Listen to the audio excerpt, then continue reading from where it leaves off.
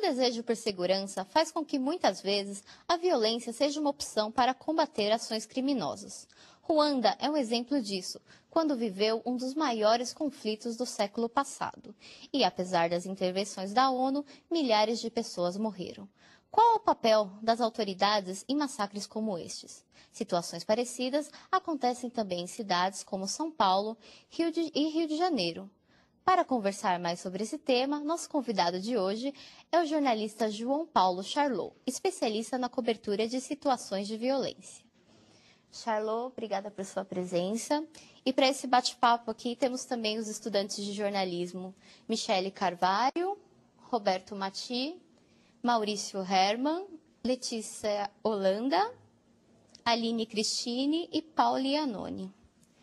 Charlot, você que trabalhou como chefe de comunicação da Cruz Vermelha, baseado nas suas experiências, você acha que as intervenções de paz da ONU são realmente efetivas?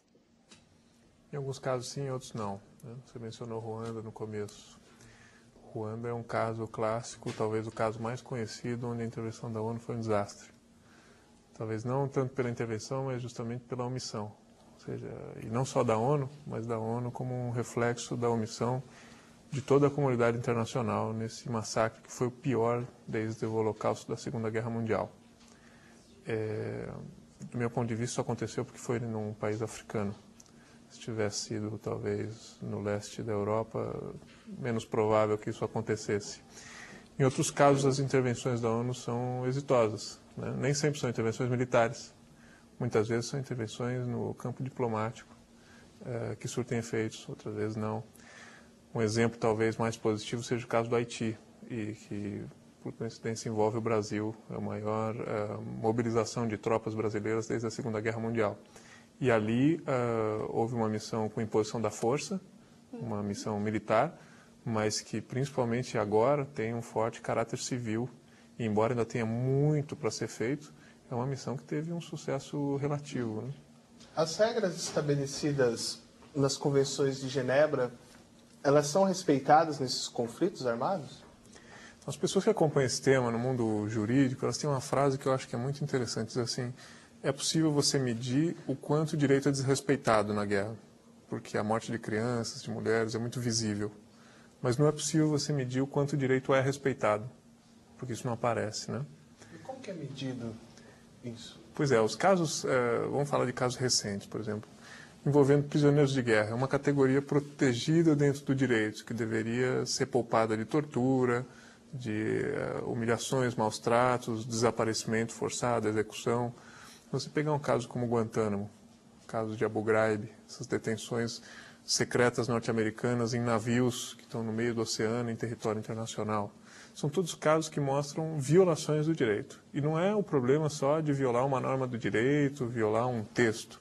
A verdade é que fazendo isso você está atentando contra pessoas, que ainda que sejam presas porque cometeram algum erro ou não, vão ser julgadas, quem vai dizer isso é um tribunal, mas ainda assim elas têm direito a não ser torturada, a não ser executada, a manter comunicação com seus familiares de alguma forma. Portanto, esses casos são muito visíveis. Ou, voltando novamente a Ruanda, quando você tem um massacre onde os vizinhos se matam usando facões, machados, são crianças, são mulheres, são todos civis quase, isso também é muito visível. Já outros casos, para dar um exemplo de como o direito respeitado não é visível, a gente pode mencionar as Malvinas, um conflito grande que envolveu a Grã-Bretanha com a Argentina. E ali tem várias historinhas de situações exemplares, quase parece uma coisa de ficção, onde, por exemplo, um piloto britânico de um caça abatido é recolhido pelas forças argentinas, e ele é registrado, e é preso, e aí se obedece o direito e tal. São casos muito menos conhecidos, muito menos visíveis. A tônica sempre é a violação da norma, o ataque às crianças, o ataque às mulheres, o ataque aos prisioneiros, às pessoas feridas, isso sempre aparece mais. Eu não saberia dizer, e acho que ninguém no mundo é capaz de dizer, se isso é mais frequente do que o respeito. Mas seguramente isso é mais visível e mais problemático, né?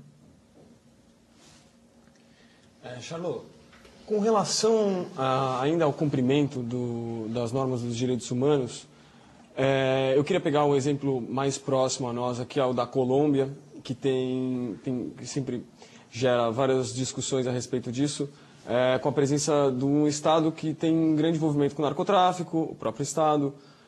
Você tem as Forças Armadas, as FARC, né, as Forças Armadas Revolucionárias Colombianas. Eu queria saber se, no momento atual, com a chegada do Juan Manuel Santos, existe alguma vislumbram-se alguma melhoria ou algum avanço nesse sentido? Então, o Juan Manuel Santos assumiu... primeiro é importante lembrar que o Santos foi o ministro da Defesa do Uribe. E o governo Uribe foi marcado pela ofensiva mais efetiva do ponto de vista militar contra a guerrilha, sem fazer aí nenhum juízo de valor. Mas do ponto de vista estritamente militar, foi um período muito difícil para a guerrilha, foi um período de uma grande ofensiva do governo com grande resultado militar.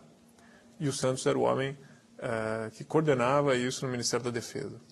Portanto, havia uma grande expectativa de que ele assumisse como o que a gente chama de falcão, uma pessoa que aposta na via militar. Surpreendentemente, uma das primeiras coisas que ele fez ao assumir foi o quê? Foi retomar o diálogo com Hugo Chávez, presidente da Venezuela, sobre o qual pesava a suspeita de ele poder declarar um conflito aberto com a Colômbia, desde 1º de março de 2008, quando a Colômbia atacou o acampamento das Farc no Equador, e o Chávez se solidarizou com o Equador, mandou mobilizar tropas na fronteira. Então havia um ambiente, até a eleição, isso com a eleição se desfez um pouco na Colômbia, mas havia um grande ambiente aí que previa um acirramento das tensões regionais, por conta da chegada do Santos ao poder.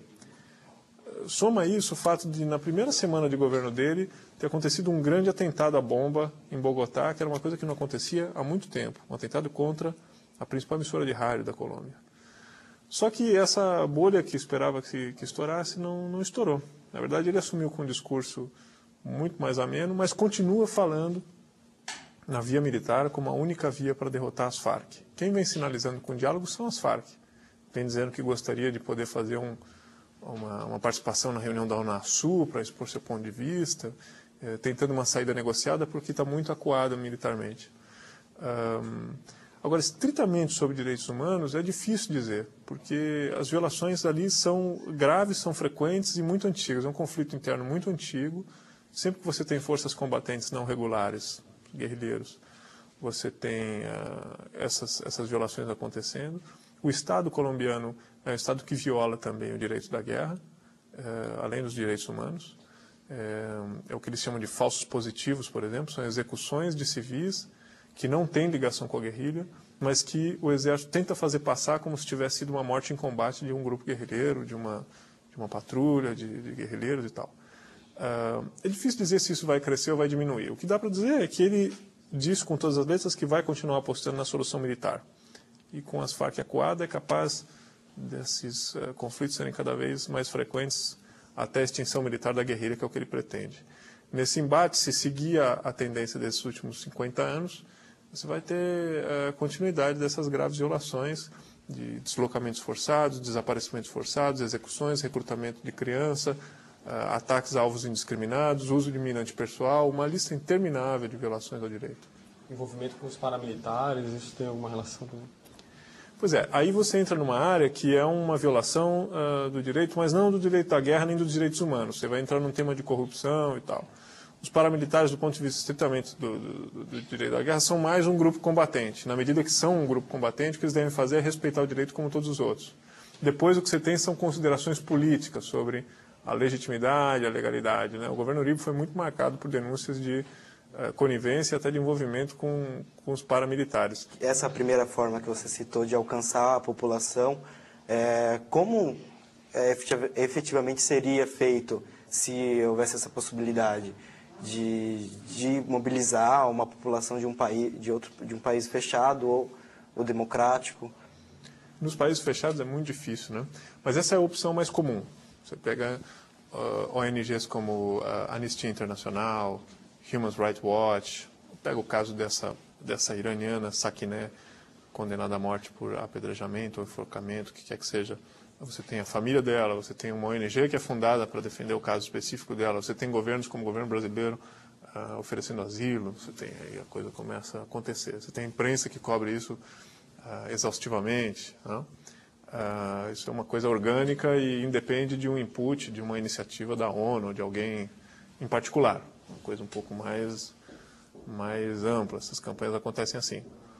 O caso, e para polemizar um pouco, que a coisa não é assim tão simples, é que os países que são alvo dessas campanhas, que geralmente são os regimes mais fechados, o que dizem é que são alvo dessas campanhas porque o outro lado, que pode ser o lado cristão, o lado capitalista, aquilo que eu dizia antes, tem o poder de mobilização que eles não têm. Portanto, é uma questão política, de poder econômico e de imposição de uma visão de mundo. Vira um debate muito mais complexo do que a questão de direitos humanos em si. Charlo, e falando ainda do papel da ONU, você fala dos regimes fechados, por exemplo, em Israel, mais de 700 crianças palestinas são presas, eles têm as casas invadidas e são levadas e torturadas. Será que essa pressão que você falou desse grupo, essa pressão da comunidade internacional, não seria algo efetivo para acabar com essa barbaridade? Será que não falta mais essa pressão? É uma grande pergunta que eu me faço e a comunidade internacional faz. Será que é falta de pressão? Talvez poucos conflitos tenham uma exposição tão grande na mídia e apreendam tanto a atenção das pessoas quanto o conflito entre israelenses e palestinos. Será que é por falta de debate? Será que é por falta de exposição na mídia? Eu acho que não é. Eu acho que os problemas são mais profundos ali do que campanha. Agora o Coletiva vai para um breve intervalo e voltamos já.